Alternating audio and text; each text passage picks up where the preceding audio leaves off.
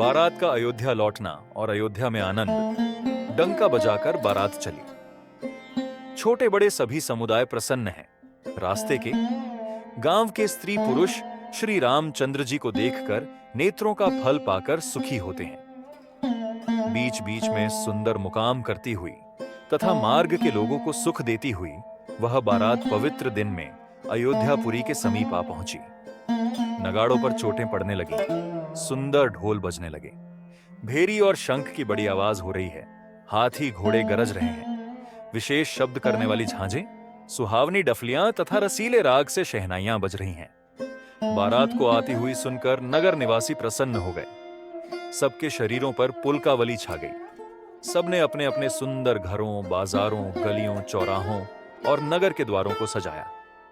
सारी गलियां अरगजे से सिंचाई गईं, जहां तहां सुंदर चौक पुराए गए। तोरणों, ध्वजा, पताकाओं और मंडपों से बाजार ऐसा सजा कि जिसका वर्णन नहीं किया जा सकता। फल सहित सुपारी, केला, आम, मौलसिरी, कदम्ब और तमाल के वृक्ष लगाए गए। वे लगे हुए सुंदर वृक्ष फलों के भार से पृथ्वी को छू रहे हैं। उनके मणियों के थाले बड़ी सुंदर कारीगरी से बनाए गए हैं। अनेक प्रकार के मंगल कलश घर घर सजाकर बनाए गए हैं। श्री रघुनाथ जी की पुरी अयोध्या को देखकर ब्रह्मा आदि सब देवता सिहाते हैं। उस समय राजमहल अत्यंत शोभित हो रहा था। उसकी रचना देखकर कामदेव भी मनमोहित हो जाता था। मंगल शकुन, मनोहरता, रिद्धि सिद्धि, सुख, सुहावनी संपत्ति और सब प्रकार के उत्साह, आनंद मानो सहज सुंदर शरीर धर धर कर दशरथ जी के घर में छा गए हैं। श्री रामचंद्र जी और सीता जी के दर्शनों के लिए भला कहिए किसे लालसा ना होगी। सुहागिनी स्त्रियां झुंड की झुंड मिलकर चलीं, जो अपनी छवि से कामदेव की स्त्री रतिका भी निरादर कर रही हैं। सभी सुंदर मंगल द्रव्य एवं आरती सजाए हुए गा रही हैं, मानो सरस्वती जी ही बहुत से वेश धारण किए गा रही हों। राजमहल में आनंद के मारे शोर मच रहा है। उस समय का और सुख का वर्णन नहीं किया जा सकता। कौशल्या जी आदि श्री रामचंद्र जी की सब माताएं प्रेम के विशेष वश होने से शरीर की सुध भूल गईं। गणेश जी और त्रिपुरारी शिव जी का पूजन करके उन्होंने ब्राह्मणों को बहुत सा दान दिया। वे ऐसी परम प्रसन्न हुई मानो अत्यंत दरिद्री चारों पदार्थ पा गया हो। सुख और महान आनंद से विवश होने के कारण सब माताओं के शरीर शिथिल हो गए हैं। उनके चरण चलते नहीं हैं। श्री रामचंद्र जी के दर्शनों के लिए वे अत्यंत अनुराग में भरकर परछन का सब सामान सजाने लगी। अनेकों प्रकार के बाजे बजते थे। सुमित्रा जी ने आनंद पूर्वक मंगल साज सजाए। हल्दी, दूब, दही, पत्ते, फूल, पान और सुपारी आदि मंगल की मूल वस्तुएं तथा अक्षत, चावल, आंखुए, गोरोचन, लावा और तुलसी की सुंदर मंजरियां सुशोभित हैं। नाना रंगों से चित्रित किए हुए सहज सुहावने सुवर्ण के कलश ऐसे मालूम होते हैं मानो कामदेव के पक्षियों ने घोंसले बनाए हों। शकुन की सुगंधित वस्तुएं बखानी नहीं जा सकती। सब रानियां संपूर्ण मंगल साज सज रही हैं। बहुत प्रकार की आरती बनाकर वे आनंदित हुईं, सुंदर मंगल गान कर रही हैं। सोने के थालों को मांगलिक वस्तुओं से भरकर अपने कमल के समान कोमल हाथों में लिए हुए माताएं आनंदित होकर परछन करने चली। उनके शरीर पुलकावली से छा गए हैं। धूप के धुएं से आकाश ऐसा काला हो गया है मानो सावन के बादल घुमड़ घुमड़ कर छा गए हों। देवता कल्प वृक्ष के फूलों की मालाएं बरसा रहे हैं। वे ऐसी लगती हैं मानो बगुलों की भांति मन को अपनी ओर खींच रही हों।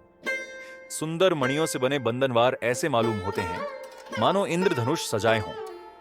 अटारियों पर सुंदर और चप्पल स्त्रियां प्रकट होती और छिप जाती हैं, आती जाती है। वे ऐसी जान पड़ती हैं मानो बिजलियां चमक रही हों। नगाड़ों की ध्वनि मानो बादलों की घोर गर्जना है। याचक गण पपीहे, मेंढक और मोर हैं। देवता पवित्र सुगंध रूपी जल बरसा रहे हैं, जिससे खेती के समान नगर के सब स्त्री पुरुष सुखी हो रहे हैं। प्रवेश का समय जानकर गुरु वशिष्ठ जी ने आज्ञा दी। तब रघुकुल मणि महाराज दशरथ जी ने शिव जी, पार्वती जी और गणेश जी का स्मरण करके समाज सहित आनंदित होकर नगर में प्रवेश किया। शकुन हो रहे हैं। देवता दुंदु भी बजा बजाकर फूल बरसा रहे हैं। देवताओं की स्त्रियां आनंदित होकर सुंदर मंगल गीत गा गाकर नाच रही हैं। मागध, सूत, भाट और चतुर्नट तीनों लोकों के उजागर, सबको प्रकाश देने वाले परम प्रकाश स्वरूप। श्री रामचंद्र जी का यश गा रहे हैं। जय ध्वनि तथा वेद की निर्मल श्रेष्ठ वाणी सुंदर मंगल से सनी हुई दसों दिशाओं में सुनाई पड़ रही है। बहुत से बाजे बजने लगे। आकाश में देवता और नगर में लोग सब प्रेम में मग्न हैं। बाराती ऐसे बने ठने हैं कि उनका वर्णन नहीं हो सकता। परम आनंदित हैं, सुख उनके मन में समाता नहीं है। तब अयोध्या वासियों ने राजा को जोहार वंदना की। श्री रामचंद्र जी को देखते ही वे सुखी हो गए। सब मणियाओं और वस्त्र निछावर कर रहे हैं। नेत्रों में प्रेमाश्रुओं का जल भरा है और शरीर पुलकित है।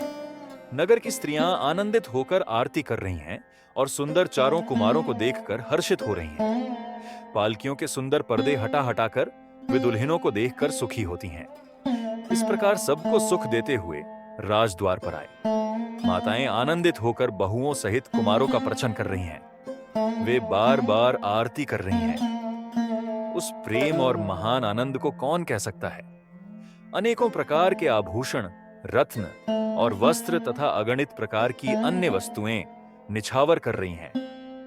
बहुओं सहित चारों पुत्रों को देखकर माताएं परमानंद में मग्न हो गई। सीता जी और श्री राम जी की छवि को बार बार देखकर वे जगत में अपने जीवन को सफल मानकर आनंदित हो रही हैं।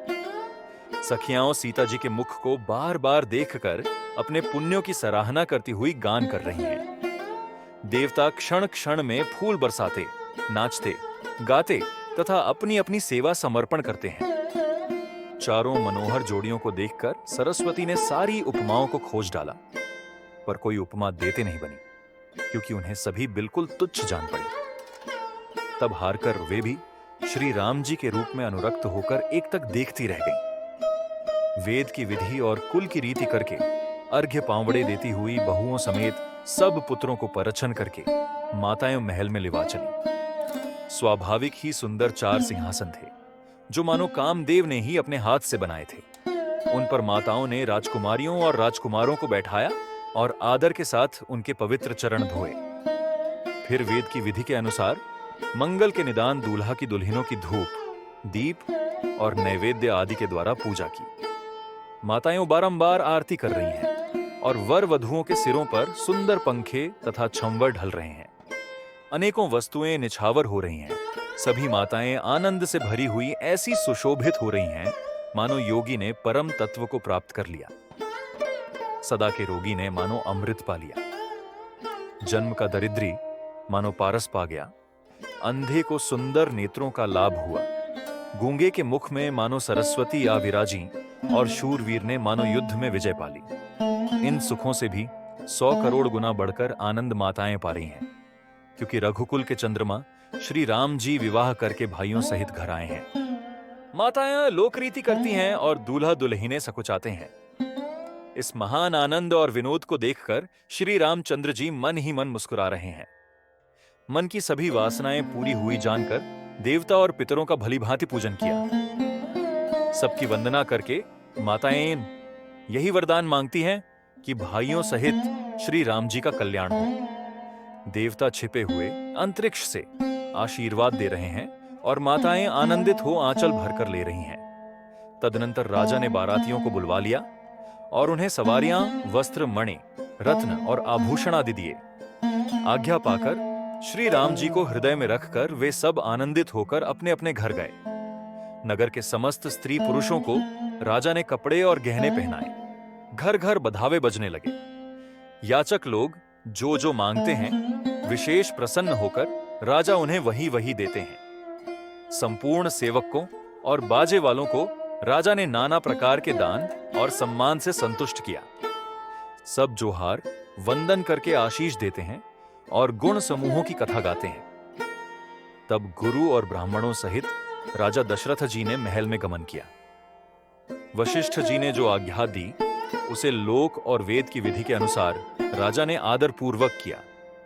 ब्राह्मणों की भीड़ देखकर अपना बड़ा भाग्य जानकर सब रानियां आदर के साथ उठीं। चरण धोकर उन्होंने सबको स्नान कराया और राजा ने भली भांति पूजन करके उन्हें भोजन कराया।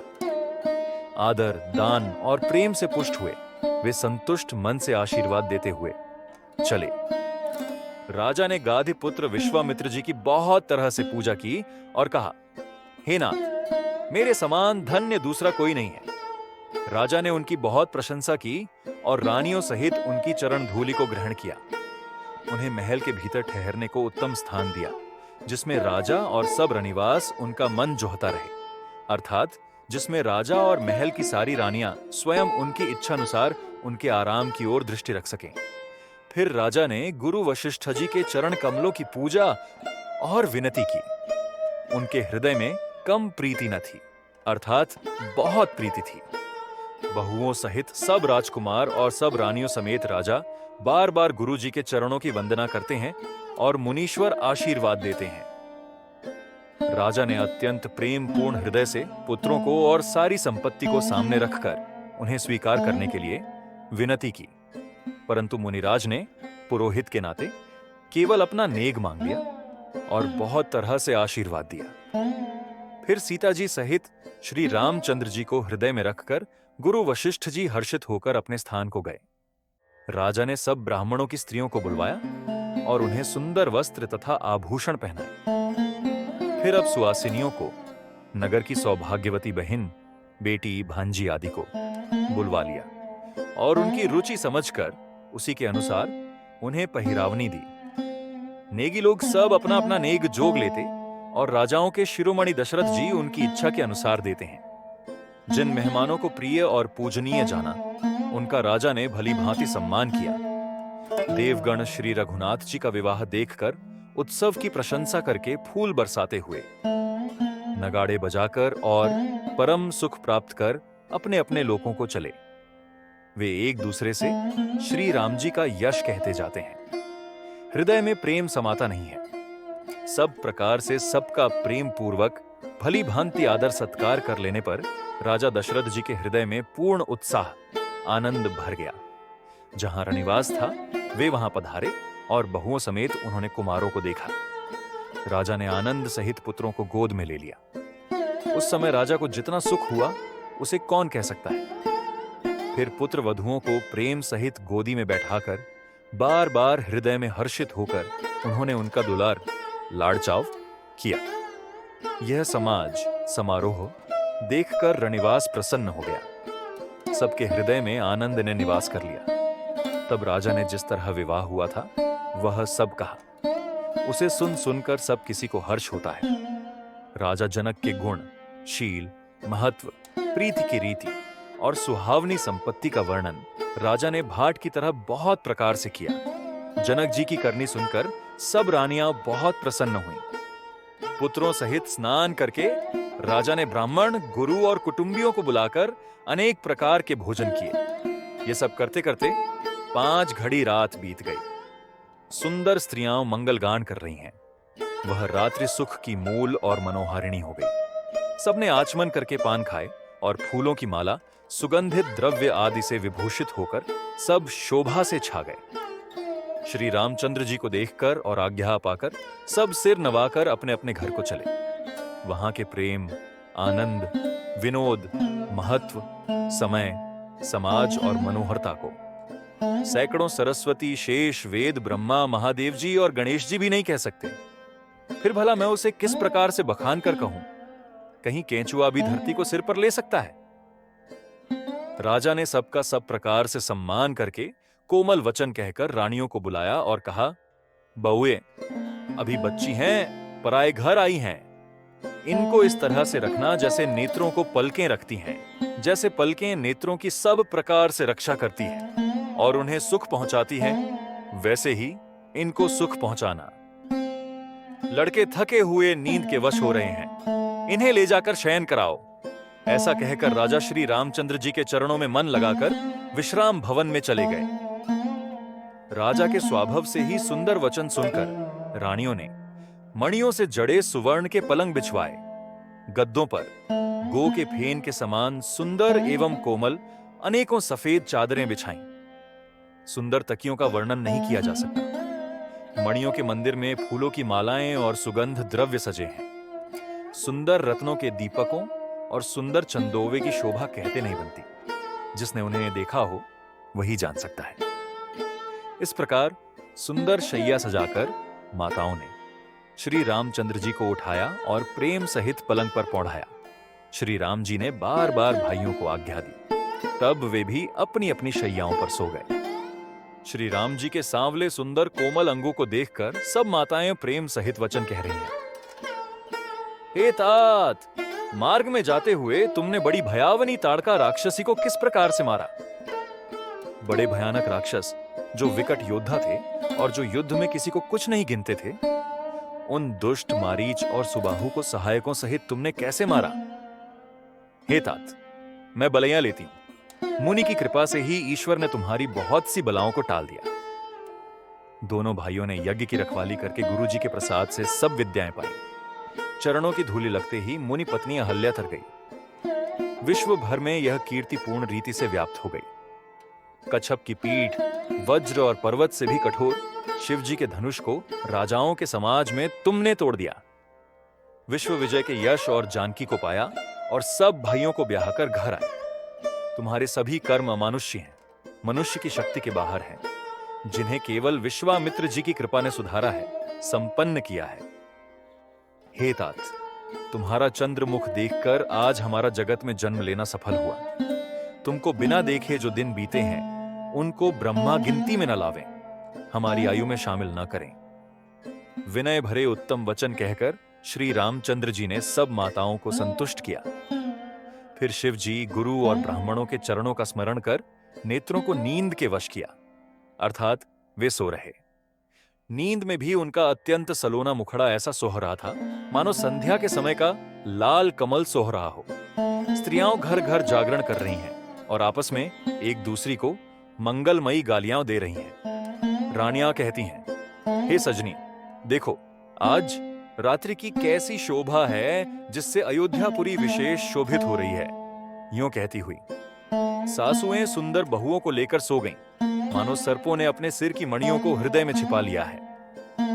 प्रातःकाल पवित्र ब्रह्म मुहूर्त में प्रभु जागे, मुर्गे सुंदर बोलने लगे। भाट और मागधों ने गुणों का गान किया तथा नगर के लोग द्वार पर जोहार करने को आए। ब्राह्मणों, देवताओं, गुरु, पिता और माताओं की वंदना करके आशीर्वाद पाकर सब भाई प्रसन्न हुए। माताओं ने आदर के साथ उनके मुखों को देखा। फिर वे राजा के साथ दरवाजे बाहर पधारे। स्वभाव से ही पवित्र चारों भाइयों ने सब शौचादि से निवृत्त होकर पवित्र सरयू नदी में स्नान किया और प्रातः क्रिया संध्या वंदनादि करके वे पिता के पास आए। राजा ने देखते ही उन्हें हृदय से लगा लिया। तदनंतर वे आज्ञा पाकर हर्षित होकर बैठ गए। श्री रामचंद्र जी के दर्शन कर और नेत्रों के लाभ की बस यही सीमा है, ऐसा अनुमान कर सारी सभा शीतल हो गई, अर्थात सबके तीनों प्रकार के ताप सदा के लिए मिट गए। फिर मुनि वशिष्ठ जी और विश्वामित्र जी आए। राजा ने उनको सुंदर आसनों पर बैठाया और पुत्रों समेत उनकी पूजा करके उनके चरणों लगे। दोनों गुरु श्री राम जी को देखकर प्रेम में मुग्ध हो गए। वशिष्ठ जी धर्म के इतिहास कह रहे हैं और राजा रणिवास सहित सुन रहे हैं, जो मुनियों के मन को भी अगम्य है। ऐसी विश्वामित्र जी की करनी को वशिष्ठ जी ने आनंदित होकर बहुत प्रकार से वर्णन किया। वामदेव जी बोले, ये सब बातें सत्य हैं। विश्वामित्र जी की सुंदर कीर्ति तीनों लोकों में छाई हुई है। यह सुनकर सब किसी को आनंद हुआ। श्री राम लक्ष्मण के हृदय में अधिक उत्साह, आनंद हुआ। नित्य ही मंगल, आनंद और उत्सव होते हैं। इस तरह आनंद में दिन बीतते जाते हैं। अयोध्या आनंद से भरकर उमड़ पड़ी। आनंद की अधिकता अधिक अधिक बढ़ती ही जा रही है। अच्छा दिन, शुभ मुहूर्त, शोधकर सुंदर कंकण खोले गए। मंगल, आनंद और विनोद कुछ कम नहीं हुए, अर्थात बहुत हुए। इस प्रकार नित्य नए सुख को देखकर देवता सिहाते हैं और अयोध्या में जन्म पाने के लिए ब्रह्मा जी से याचना करते हैं। विश्वामित्र जी नित्य ही चलना, अपने आश्रम जाना चाहते हैं, पर रामचंद्र जी के स्नेह और विनय वश रह जाते हैं। दिनों दिन राजा का 100 गुना भाव, प्रेम देखकर महामुनिराज विश्वामित्र जी उनकी सराहना करते हैं। अंत में जब विश्वामित्र जी ने विदा मांगी, तब राजा प्रेम मग्न हो गए और पुत्रों सहित आगे खड़े हो गए। वे बोले, हे नाथ, यह सारी संपदा आपकी है। मैं तो स्त्री पुत्रों सहित आपका सेवक हूं। हे मुनि, लड़कों पर सदा स्नेह करते रहिएगा और मुझे भी दर्शन देते रहिएगा। ऐसा कहकर पुत्रों और रानियों सहित राजा दशरथ जी विश्वामित्र जी के चरणों पर गिर पड़े। प्रेम विह्वल हो जाने के कारण उनके मुंह से बात नहीं निकलती। ब्राह्मण विश्वामित्र जी ने बहुत प्रकार से आशीर्वाद दिए और वे चल पड़े। प्रीति की रीति कहीं नहीं जीती। सब भाइयों को साथ लेकर श्री राम जी प्रेम के साथ उन्हें पहुंचाकर और आज्ञा पाकर लौटे। श्री रामचरित सुनने गाने की महिमा। गादीकुल के चंद्रमा विश्वामित्र जी बड़े हर्ष के साथ श्री रामचंद्र जी के रूप, राजा दशरथ जी की भक्ति, चारों भाइयों के विवाह और सबके उत्साह और आनंद को मन ही मन सराहते जाते हैं। वामदेव जी और रघुकुल के गुरु ज्ञानी वशिष्ठ जी ने फिर विश्वामित्र जी की कथा बखान कर कही। मुनि का सुंदर यश सुनकर राजा मन ही मन अपने पुण्यों के प्रभाव का बखान करने लगे। आज्ञा हुई तब सब लोग अपने अपने घरों को लौटे। राजा दशरथ जी भी पुत्रों सहित महल में गए। जहां तहां सब श्री रामचंद्र जी के विवाह की गाथाएं गा रहे हैं। श्री रामचंद्र जी का पवित्र सुयश तीनों लोकों में छा गया। जब से श्री रामचंद्र जी विवाह करके घर आए, तब से सब प्रकार का आनंद अयोध्या में आकर बसने लगा। प्रभु के विवाह में आनंद उत्साह हुआ। उसे सरस्वती और सर्पों के राजा शेष जी भी नहीं कह सकते। श्री सीताराम जी के यश को कविकुल के जीवन को पवित्र करने वाला और मंगलों की खान जानकर इससे मैंने अपनी वाणी को पवित्र करने के लिए कुछ थोड़ा सा बखान कर कहा है। अपनी वाणी को पवित्र करने के लिए तुलसी ने राम का यश कहा है, नहीं तो श्री रघुनाथ जी का चरित्र अपार समुद्र है। किस कवि ने उसका पार पाया है? जो लोग यज्ञोपवीत और विवाह के मंगलमय उत्सव का वर्णन आदर के साथ सुनकर गावेंगे, वे लोग श्री जानकी जी और श्री राम जी की कृपा से सदा सुख पावेंगे। श्री सीता जी और श्री रघुनाथ जी के विवाह प्रसंग को जो लोग प्रेम पूर्वक गाएं सुनेंगे, उनके लिए सदा उत्साह, आनंद ही उत्साह है, क्योंकि श्री रामचंद्र जी का यश मंगल का धाम है। कलयुग के संपूर्ण पापों को विध्वंस करने वाले श्री रामचरित मानस का यह पहला सोपान समाप्त हुआ।